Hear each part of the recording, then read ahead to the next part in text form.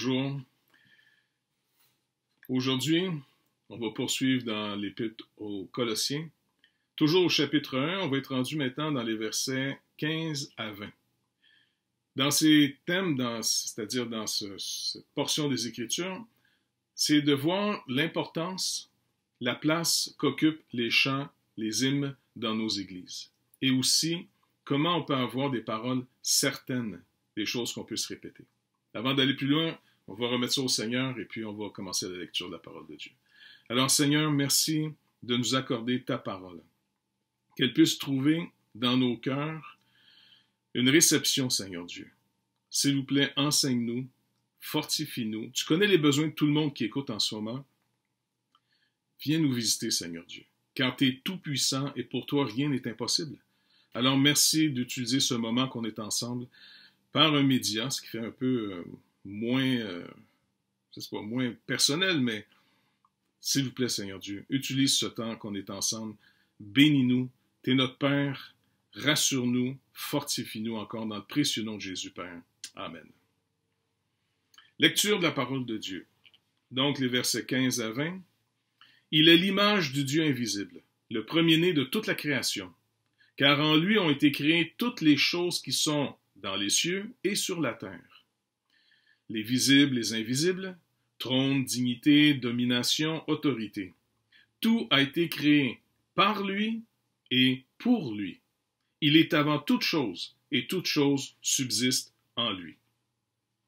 Il est la tête du corps de l'Église.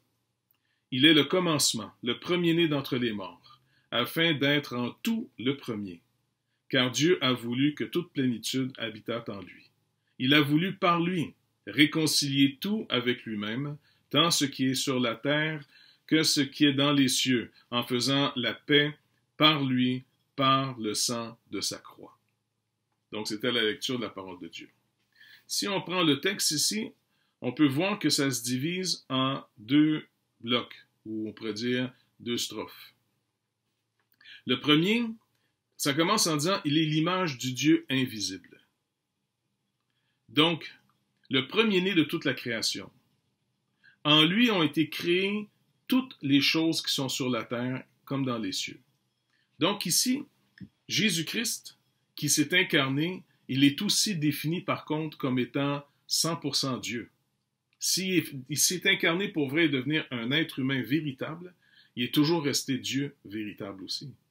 Donc ici, il est présenté comme étant le créateur de toutes choses, que tout a été créé par lui et tout est créé pour lui. C'est pour ça que tant qu'on n'a pas retrouvé, au fond, Jésus-Christ, notre relation avec lui, car en lui toute la sagesse et tous les trésors de la connaissance se trouvent en lui. En d'autres mots, on peut connaître peut-être la mécanique d'une chose, mais est-ce qu'on connaît la raison de cette chose?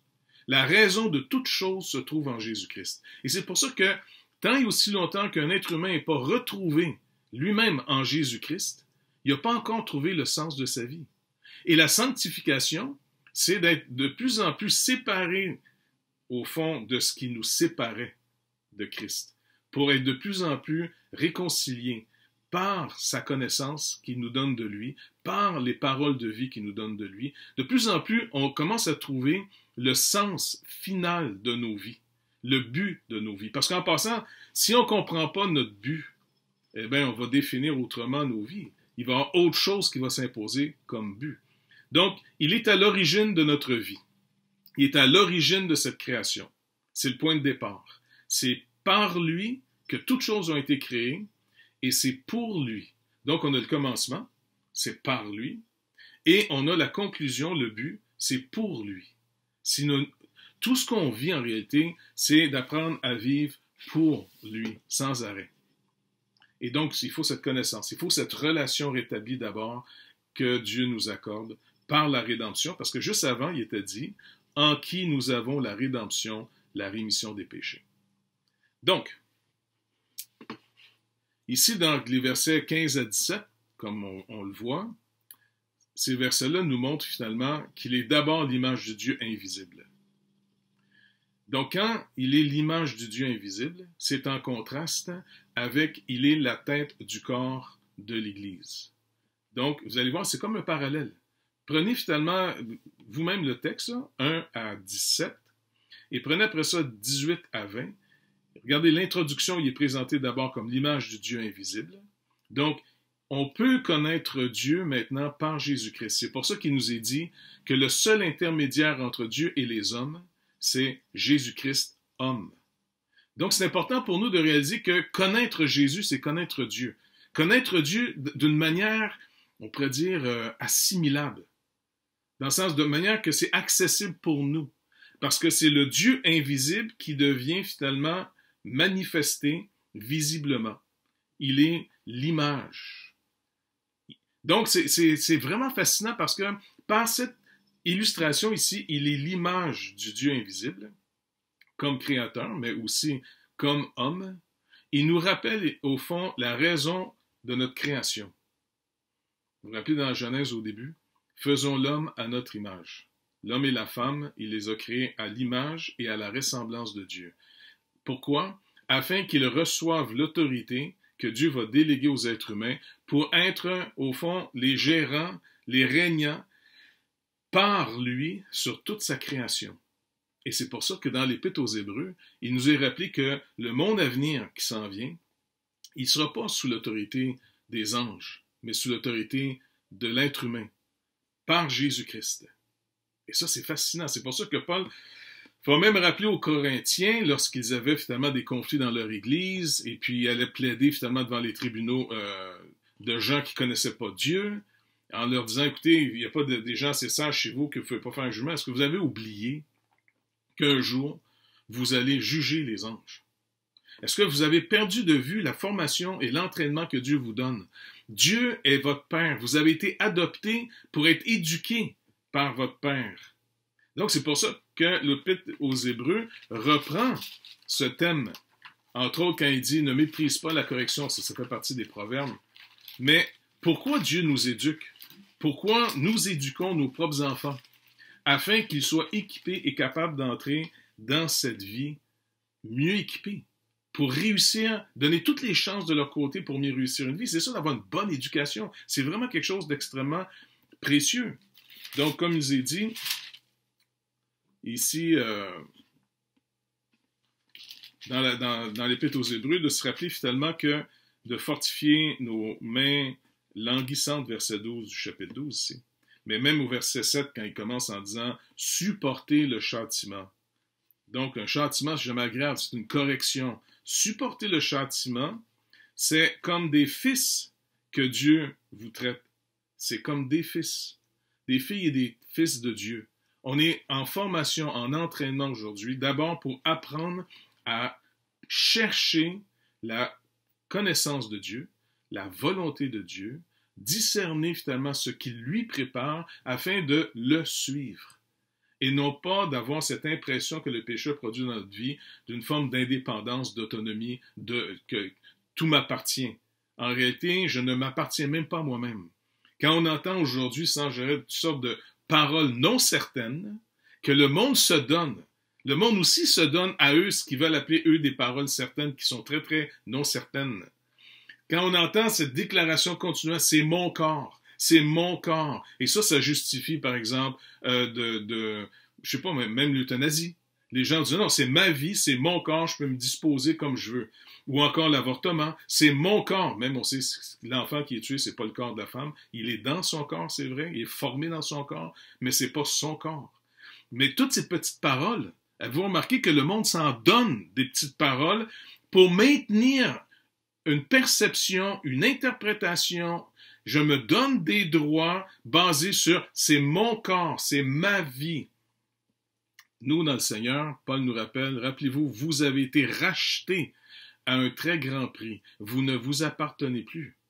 Si vous aviez l'impression, l'idée du péché dans votre vie avant que c'était votre vie, maintenant, c'est pas votre vie, c'est la vie de Christ. Nous vivons pour sa gloire. Nous vivons pour lui. Donc, ça, c'est des petites paroles certaines que nous aussi, il faut se rappeler dans l'Église sans arrêt. Je ne m'appartiens pas, j'ai été racheté. J'appartiens à Jésus-Christ. J'appartiens à Dieu. Quand je considère mes frères et sœurs dans l'Église, ils ne s'appartiennent pas, ils ne m'appartiennent pas. Ils appartiennent toujours à Dieu. Nous sommes ses enfants, les enfants du Père, et nous sommes à lui. Donc, c'est des petites phrases de rien, mais qui peuvent avoir un impact solide. C'est comme des clous que tu peins pour solidifier ta structure, ces petites paroles certaines. Donc, c'est pour ça que ici, supporter le châtiment, c'est comme des fils que Dieu vous traite. Car quel est le fils qu'un père ne châtie pas? Mais si vous êtes exempt du châtiment auquel tous ont part, vous êtes donc des enfants illégitimes et non des fils. En d'autres mots, Dieu ne vous reconnaît pas comme ses propres enfants. Dieu n'éduque pas les enfants des autres. Il éduque ses propres enfants. Et c'est pour ça que c'est un classique, celle-là, encore une fois. Combien de fois on l'a rappelé, si vous faites quelque chose de pas correct, vous êtes dans une petite gang, OK? Et puis finalement, vous faites quelque chose de pas correct, de mal. Tout le monde se sauve. Devinez qui va se faire pincer. Si vous êtes enfant de Dieu, vous vous échapperez pas aux autorités. Parce que finalement, vous avez un Père qui vous enseigne. Vous êtes destiné à quelque chose de plus que ce que vous vivez présentement sur Terre.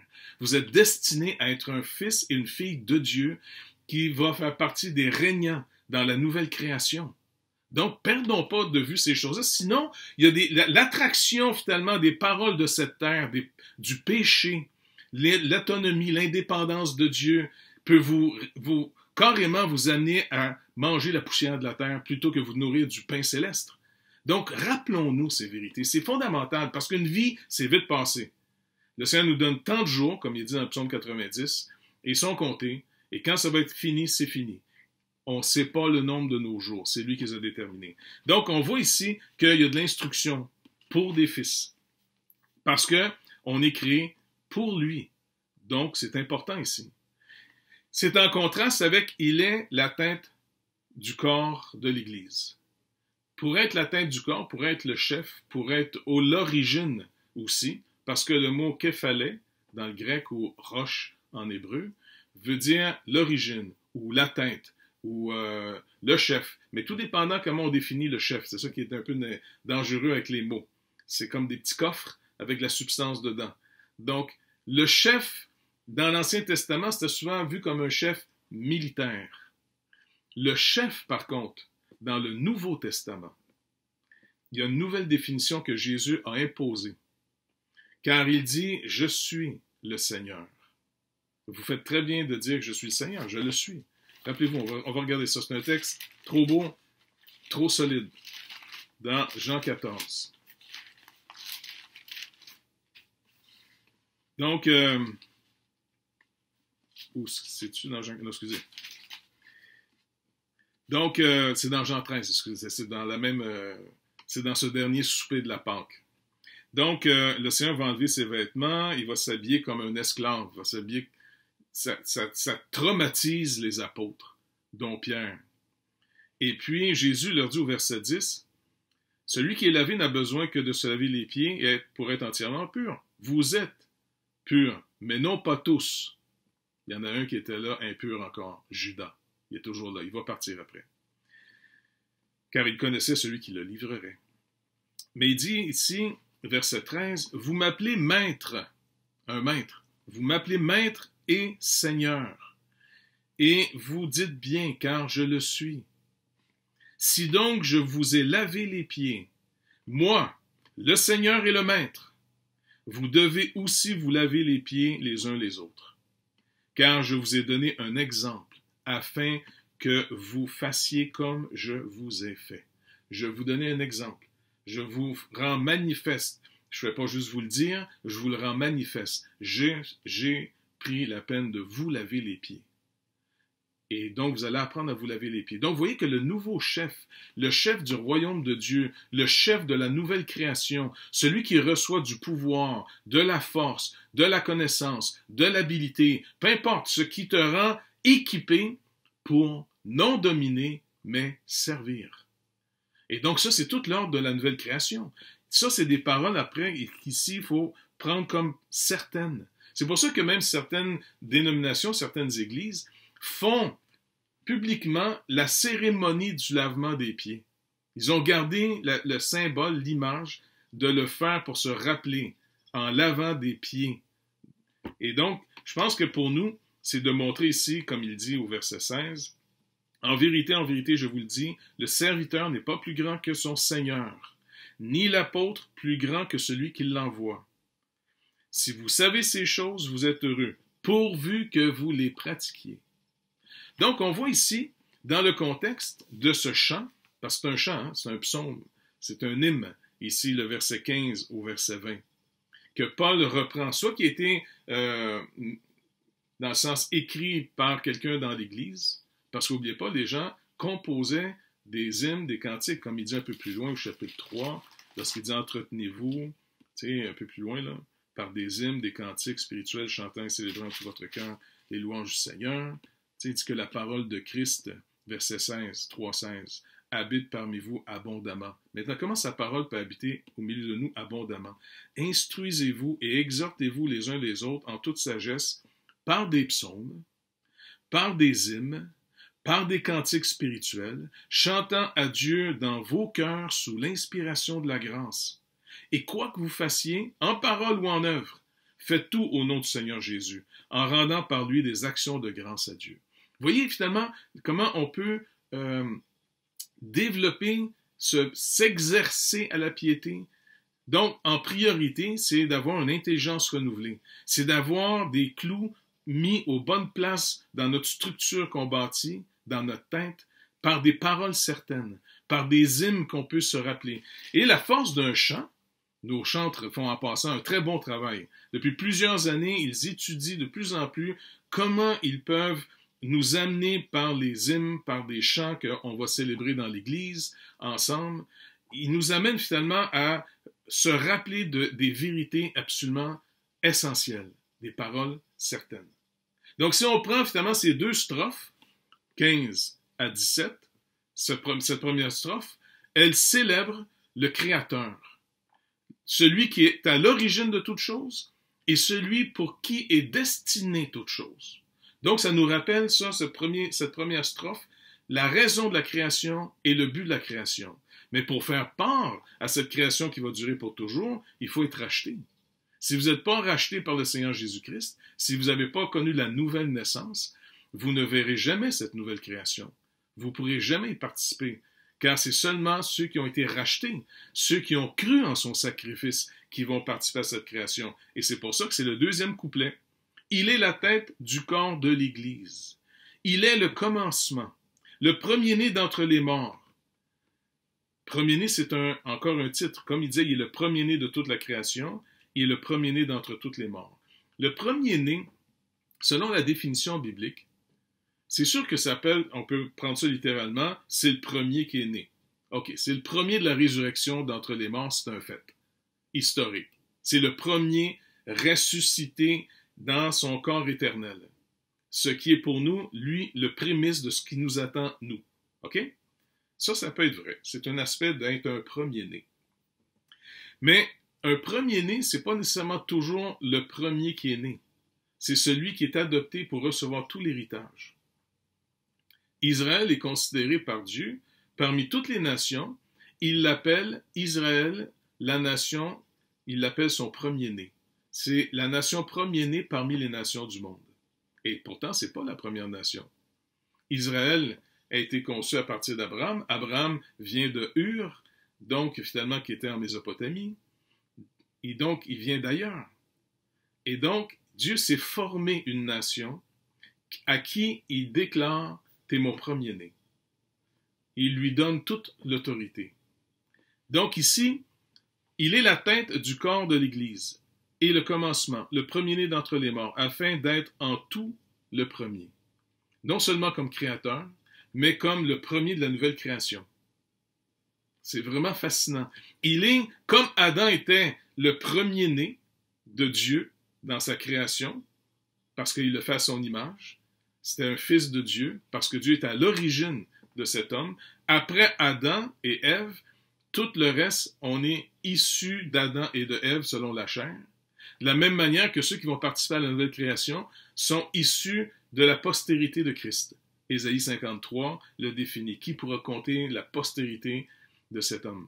Eh bien, finalement, à moins de naître de nouveau, vous ne pourrez jamais connaître ce bonheur éternel de faire partie de la nouvelle création sur une nouvelle terre et de nouveaux cieux où là, enfin, va habiter pour toujours la justice. Il n'y aura plus de combat, il n'y aura plus de tension, il n'y aura plus de maladie, de deuil, de pleurs, il n'y aura plus de confusion qui est créée par nos natures si faibles. On va être enfin en train de vivre véritablement ce qui pour nous, en ce moment, c'est en espérance. On a juste des prémices. C'est comme si l'Esprit de Dieu en nous nous soutient, nous soulage, juste pour que poursuis, persévère, n'abandonne pas, parce que ce qui t'attend dépasse ce que tu peux imaginer du bonheur éternel. C'est des prémices qu'on a aujourd'hui. On a des avant-goûts. On est fortifié pour ne pas abandonner cette espérance, qui est à l'origine d'une meilleure définition de nos vies de tous les jours. Donc, car Dieu a voulu que toute plénitude habitât en lui.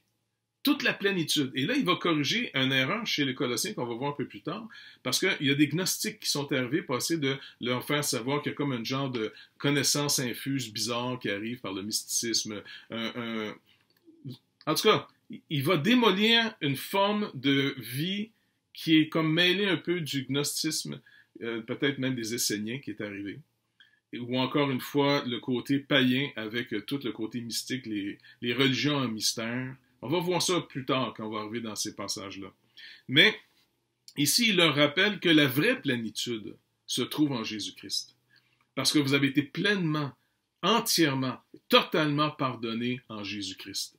Vous avez été parfaitement, entièrement et totalement justifié si vous avez été mis en Christ. C'est pour ça qu'on l'illustre par le baptême. Le baptême sauve personne. C'est une illustration de l'œuvre de Dieu de nous avoir sauvés en Jésus-Christ. Comment il nous a mis dans sa mort, comme on descend quelqu'un dans l'eau. On sort la personne de l'eau parce que ça déclare tu es en nouveauté de vie. Maintenant, tu es une nouvelle création. Et cette nouvelle création est destinée à une nouvelle terre et de nouveaux cieux. Tout va être renouvelé bientôt. En lui, la plénitude totale. Vous avez été, comme Christ a été entièrement et pleinement condamné de nos péchés. Et quand il est mort en criant, c'était quelque chose qui a glacé le sang du soldat à côté, puis c'était pas le premier qui voyait mourir. Il savait, wow, il est mort d'une mort pas normale. Et c'est pour ça que si vous négligez, tu sais, autour de nous, prions que le Seigneur nous donne d'être très alertes pour toujours observer quand est-ce que Dieu est en train de toucher quelqu'un. Prions aussi que nos vies ne soient pas une pierre d'achoppement pour que les gens continuent à trouver des excuses en nous regardant pour ne pas se tourner vers le Seigneur Jésus-Christ, afin d'être toujours alerte, un peu comme, je sais pas moi, un chasseur. Quand tu t'en vas à la chasse, là, tu t'en vas pas en courant, puis en criant, puis tu sais, non, je suis pas un bon chasseur, j'ai jamais été à la chasse, mais j'ai vu mon beau-père aller à la chasse, il m'expliquait comment il chassait. Pour lui, là, il développe un silence incroyable. Il marchait dans une forêt, et c'est vraiment, là, tu sais, il est aux aguets, tu comprends? Il surveille de partout, jusqu'à ce qu'il trouve. Eh bien, nous, finalement, en tant qu'enfants de Dieu, on devrait avoir cette attitude, donc de toujours essayer de voir, est-ce que j'ai une opportunité de pouvoir annoncer l'Évangile? Est-ce que j'ai une opportunité de pouvoir manifester la bonté de Dieu à quelqu'un? Est-ce que je suis libre pour Dieu afin qu'il puisse me donner au prochain? Ou est-ce que je suis tellement occupé à faire ma vie, je suis tellement occupé sur moi-même, que quand tu es trop occupé sur toi, ben c'est bien de valeur que tu es rendu sourd auprès des autres. Tu sais, ça s'apprend écouter. Ça s'apprend regarder. Un bon chasseur, ça sait regarder. Pas que je fais de la promotion pour la chasse, là, mais... Alors, finalement, ici, le Rédempteur, on a tout pleinement en lui, et il nous rappelle dans ce cantique, il a voulu, Dieu ici, par lui, Jésus-Christ, réconcilier tout avec lui-même. Toute sa création va être restaurée, et il va y avoir finalement, par Jésus-Christ, un tri. Certains pour la vie, d'autres qui ont négligé et refusé un si grand salut pour la mort éternelle. La lumière d'un côté, les ténèbres de l'autre. La vie et la joie d'un côté, la mort éternelle de l'autre. Et donc, c'est pour ça qu'on doit rester vigilant. Nous vivons pas pour nous-mêmes ici. Et ça, il y a une tension entre ma chair et l'Esprit de Dieu en nous.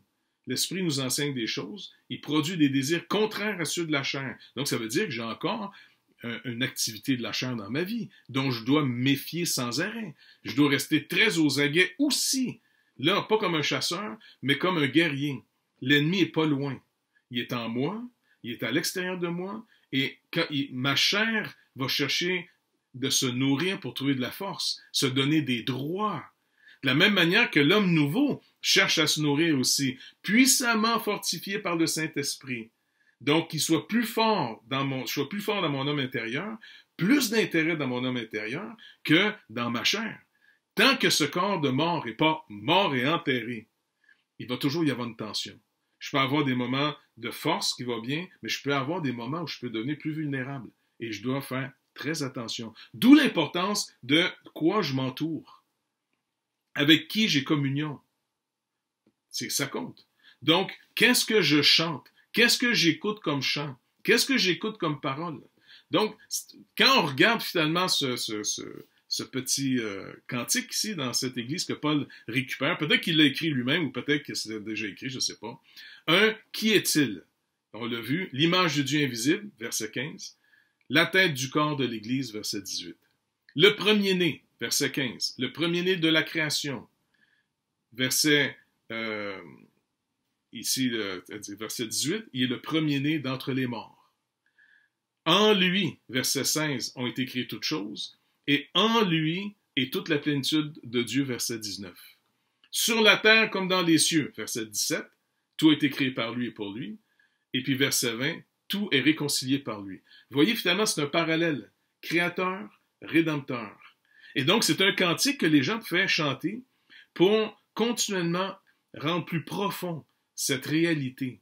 Si je ne l'entends pas, si je ne reçois pas la vérité, alors je n'aurai pas la force, l'énergie pour agir selon ce qui est vrai.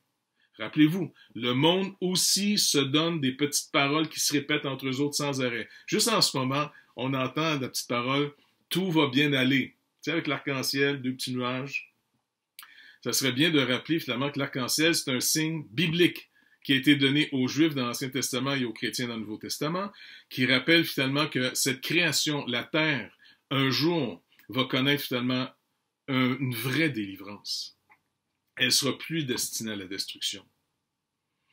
Donc, deuxièmement, oui, ça va bien aller pour les croyants. Une vie sans Jésus-Christ, on a beau dire ça va bien aller, eh bien, il y a des bonnes chances que non. Parce que la parole de Dieu dit, il est donné à l'homme de mourir juste une fois. Après quoi vient le jugement.